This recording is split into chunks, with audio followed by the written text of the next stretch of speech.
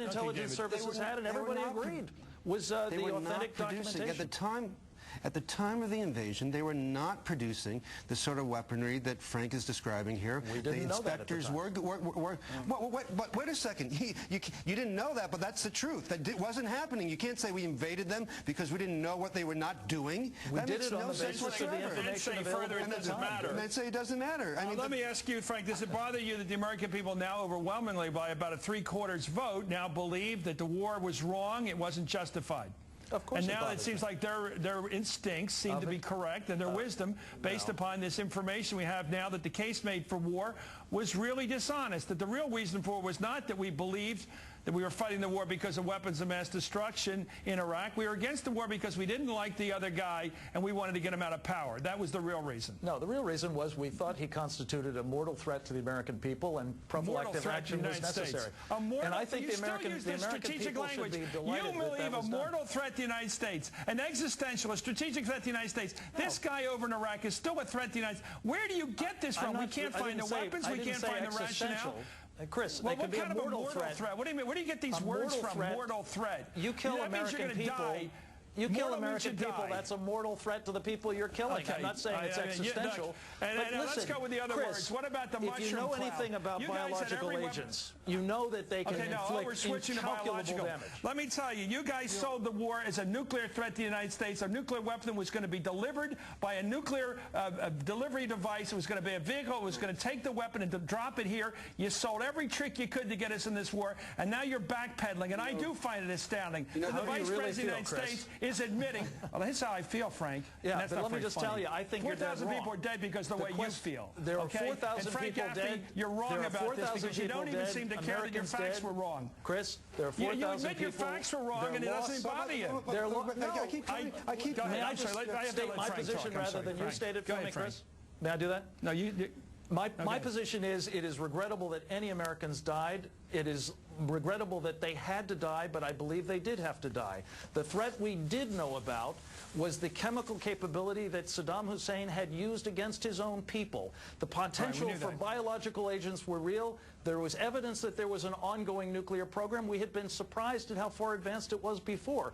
The danger was inaction could have resulted in the death of a great many more Americans than 4,000. Let's get the facts. That's the reason I'm still delighted that we did what we did. What happened between the danger and the genocidal act by Saddam Hussein against the Kurds occurred before the first Iraq war.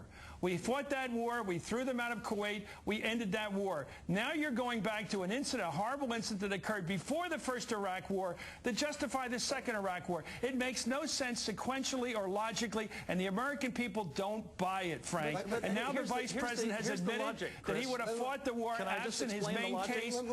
His main case, which was nuclear weapons. Yes. The logic is pretty clear. But wait a second, Frank. On nuclear weapons, it's important to remember there were indeed nuclear inspectors. And they had already said, by the time the invasion started, that they had found no evidence to back up the claim that there was even an ongoing nuclear program. In fact, the key issue, you might remember, were those aluminum tubes. Right. Cheney talked about them on Meet the Press. The mushroom cloud was often done in reference to that. You know, you go back and read the book that I wrote with Mike Isikoff, Hubris, and we go throughout, you know, A through Z. The tubes, the best experts in the government, the guys who worked in the Department of Energy nuclear labs, all said they're not for nuclear weapons. There was one analyst in the CIA, and Condi Rice and Dick Cheney, all they had to do was read the intelligence, look at stories in the Washington Post, to know that they had no case on the nuclear front. There were disagreements at the time, David, and hindsight is 2020. The difference that I would have with you... No, I'm talking about what was happening at the time, Frank. No, but at the time, there were nuclear inspectors looking for Saddam Hussein's nuclear program before Desert Storm.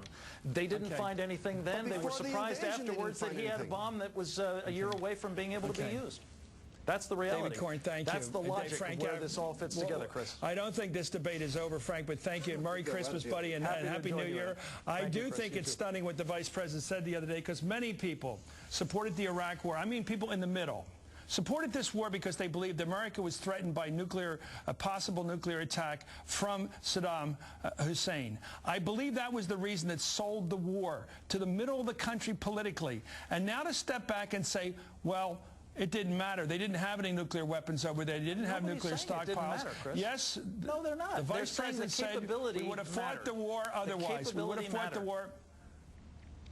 You know, That's not what the argument. capability is not the case that was made. It was presence of stockpiles of weapons of mass destruction. That was the case made by the leaders of this country. Which was the case at the time.